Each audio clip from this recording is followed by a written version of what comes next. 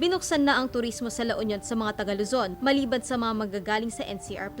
Sir, bali nag-open na po ang La Union for tourism sa Luzon, start effective May 22 by virtue of Executive Order number 27 of Governor Pacoy Ortega, lifting po the suspension of tourism activities in the province of La Union. Pero sa kabila nito, matamlay pa rin ang turismo, tulad ng San Juan na tinaguri ang surfing capital of the North. Bibilang mo lang, ang cottage namin dati punong-puno yan.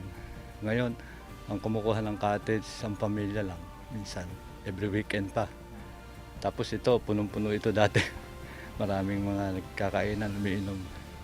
Pero ngayon, wala eh. Paisa-isa rin ang mga pumapasok sa mga resort, bakante ang cottages.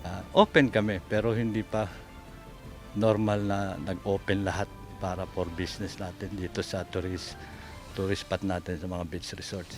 Tulad ngayon, sabihin natin open, bukas kami lahat, mga katabi namin sa labas, pero limitado pa rin.